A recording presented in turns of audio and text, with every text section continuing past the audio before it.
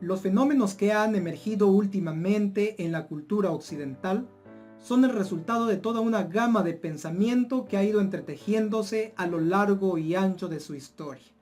Particularmente, la visión que coloca al ser humano como el centro de todas las cosas y medida de todas las cosas, algo que es característico de la visión humanista y que a su vez se alimenta de la visión griega. Pero esta visión fracasó porque no pudo cumplir con su promesa de establecer su paraíso terrenal. Y ante el fracaso de estas promesas del ser humano, ha emergido en el escenario de la historia un nuevo fenómeno que puede considerarse como el posmodernismo. Es en este escenario posmodernista donde surgen muchos fenómenos más que a su vez compiten por tener control del corazón del hombre occidental. Y es aquí donde surge la llamada ideología de género. De eso estaremos hablando en este video. Surge la pregunta, ¿por qué es importante abordar este tema? Porque obviamente estamos ante una ideología absurda, sin embargo pretende ser impuesta a nuestra sociedad como si fuera la sabiduría máxima de nuestro siglo. En ella no hay realidad, sino solamente espejismos, pero que reclaman tener carácter de realidad. Y es aquí donde una sociedad esquizofrénica, carente de significado, es cuando adopta esta ideología y la establece no solamente en asuntos personales, sino en una agenda pública. Es por eso que en este primer video estaré hablando acerca del fenómeno religioso de esta ideología, encuadrado obviamente en el posmodernismo. Asimismo, daré un breve panorama histórico de esta ideología. En el segundo video estaré hablando acerca de la agenda internacional que se sigue para establecer esta ideología en los diversos países. Y finalmente haré mención de nuestro país, México, en el cual se han dado los pasos para establecer esta ideología de género. Muy bien, hablemos del posmodernismo, que es el terreno para esta ideología. Porque la ideología de género es uno de los muchos fenómenos que se inspira en la cosmovisión posmoderna. Y es aquí donde el posmodernismo tiene su propio sistema de pensamiento que guía la vida de las personas. Y es entonces necesario ofrecer una definición de posmodernismo para entender completamente el fenómeno. Para nuestros fines, definiremos el posmodernismo como la cosmovisión del sinsentido en reacción al fracaso del modernismo, cuyos postulados son el relativismo, nihilismo, individualismo y hedonismo. A continuación explico en qué consisten estos elementos ofrecidos en la definición anterior. Primeramente, el posmodernismo es definido como una cosmovisión porque proporciona un marco de referencia con sus propias creencias fundamentales y por lo tanto impulsa la vida del hombre a una determinada dirección. Toda cosmovisión, hemos de decir aquí, que se fundamenta en principios religiosos. En este caso, el posmodernismo se fundamenta en la religión del humanismo, en la libre determinación del ser humano, pero ahora direccionado al sinsentido. Y al mismo tiempo, esta cosmovisión incorpora algunos elementos de la religión del tipo pagano. En segundo lugar, el posmodernismo es una cosmovisión del sinsentido, toda vez que establece lo absurdo como valor último. La realidad deja de ser significado, por lo que esta cosmovisión conduce a la muerte del hombre, pero también a la muerte de todas las estructuras existentes. De esta forma se da paso a una cultura de muerte. En tercer lugar, el posmodernismo es una cosmovisión reaccionaria porque surge como desencanto de la modernidad. El hombre autónomo ha fracasado en su proyecto de establecer su paraíso terrenal. Su proyecto yace en la tumba. Ante dicho escenario, el hombre autónomo ha tomado una dirección reaccionaria, pero ahora hacia el sinsentido, ya no a la realización del ser humano. En cuarto lugar, esta cosmovisión tiene postulados que le son propios. Estos postulados son el relativismo, hedonismo, nihilismo e individualismo. El relativismo se hace evidente tanto en su expresión moral y cultural. En ambos casos no se reconoce una verdad última excepto el mismo relativismo. El hedonismo se manifiesta en la búsqueda del placer por el placer mismo, es decir, disfrutar el momento. El nihilismo surge por la desilusión del pasado, lo cual el hombre posmoderno busca desconocer ese pasado trágico y oscuro. En el caso del individualismo, pugna por la preocupación personal, ya que el bienestar colectivo no tiene sentido para una sociedad desilusionada. Y es aquí entonces donde cae el humanismo y comienza a gestarse esta parte del posmodernismo, y hay un periodo de transición que se le conoce como el romanticismo. Y es que el humanismo fracasó en su promesa de establecer su paraíso terrenal. Los avances tecnológicos provocaron la muerte de miles en la Primera y la Segunda Guerra Mundial. La industrialización provocó una serie de desempleos y la contaminación del medio ambiente. Ante el fracaso del proyecto cultural moderno, el ser humano se apartó de sus ilusiones y se volcó al sinsentido. En reacción al fracaso humanista surgió el romanticismo a finales del siglo XVIII. Fue un movimiento europeo revolucionario que se levantó en oposición a la Ilustración. Podría decirse que el romanticismo marcó el inicio de la visión posmoderna. El romanticismo vino a ser un movimiento de protesta extrema donde convertiría la naturaleza como la fuente de las normas, y aún más, la naturaleza vendría a ser considerada como llena de vitalidad, de riqueza y sentimiento. Por lo tanto, el ser humano como parte de la naturaleza debería tener las mismas cualidades. Para el romanticismo, la regla para la conducta humana debía encontrar su origen en la plena disposición individual del hombre, ley para sí mismo.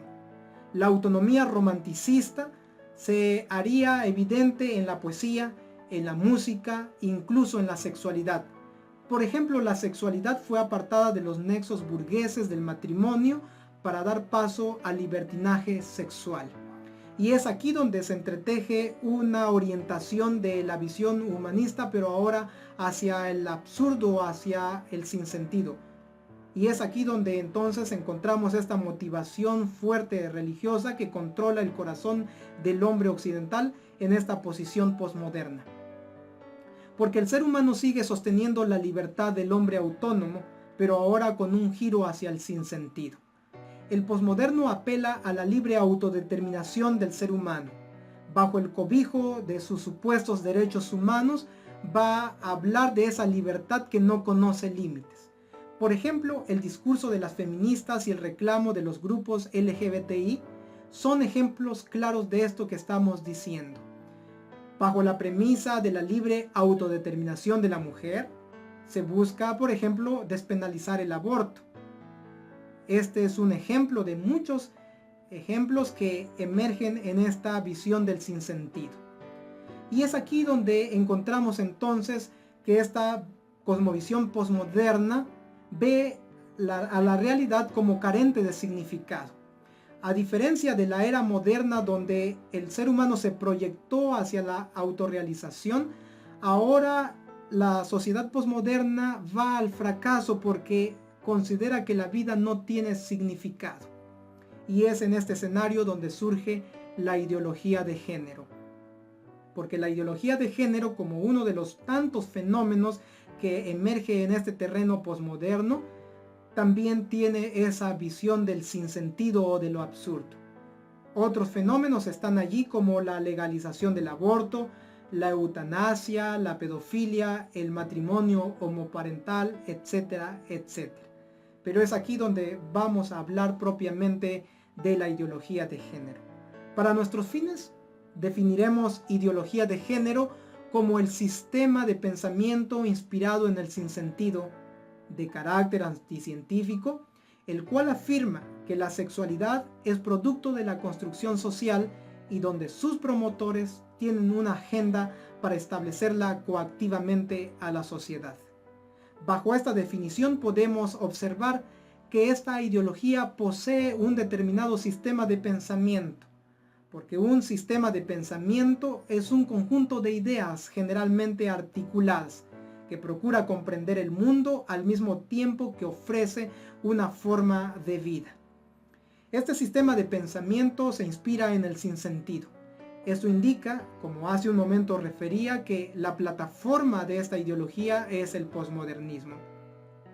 En esta definición también es evidente que esta ideología es de carácter anticientífico. Es evidente esto porque rechaza los datos científicos tales como la biología, anatomía, fisiología, embriología, antropología, ética, filosofía, etcétera, etcétera. Al negar los datos científicos, llega a la conclusión de que la sexualidad es producto de la construcción social. Vean, la biología es reemplazada por la ideología. He allí lo absurdo.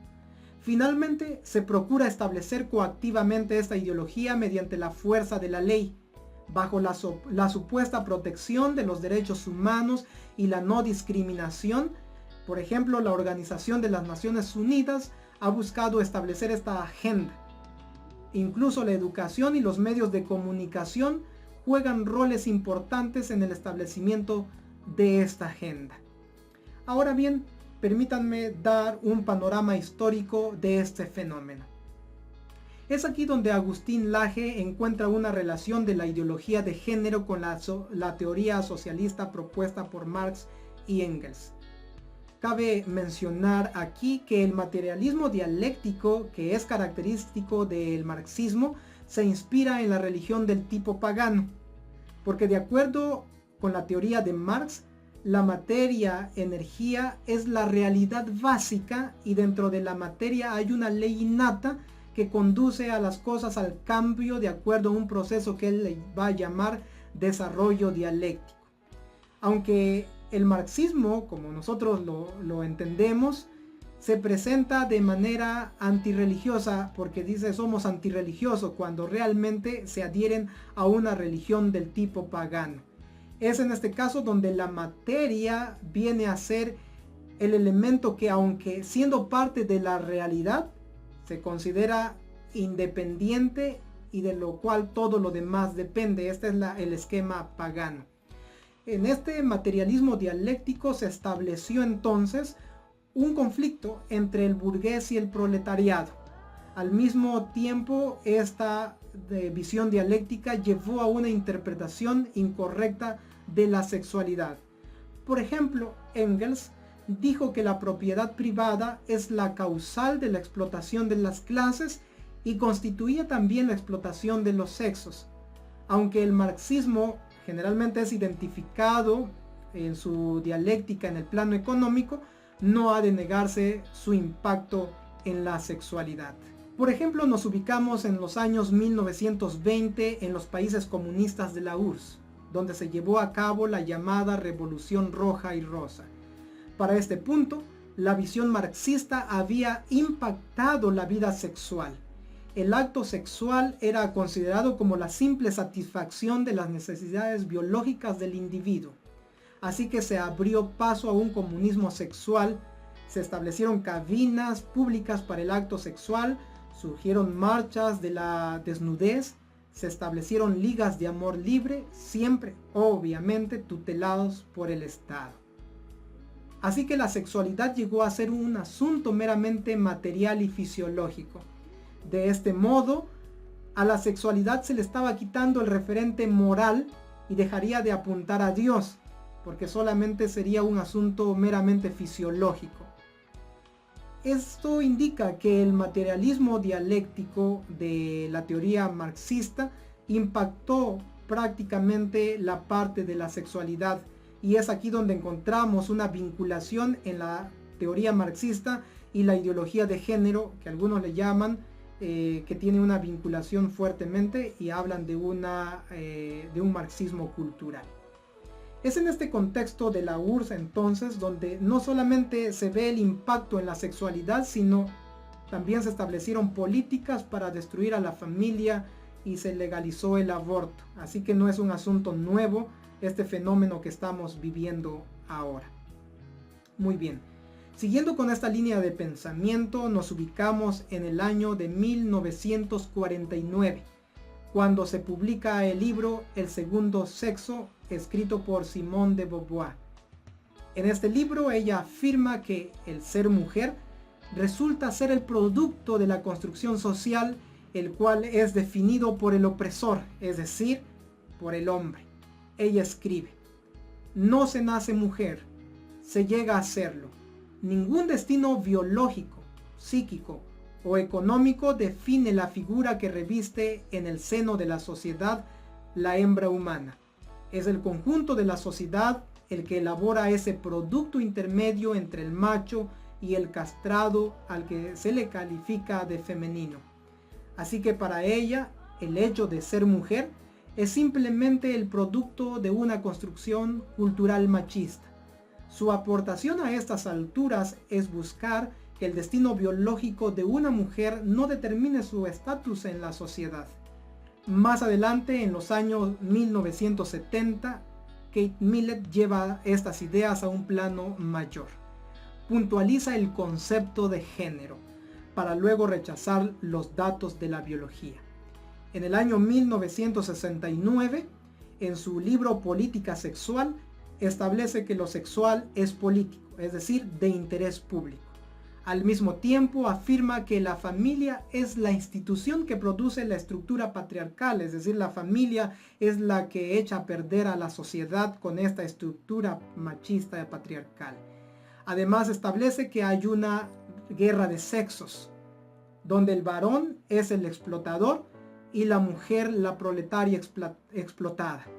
Esto viene a ser entonces el impulso para la revolución feminista.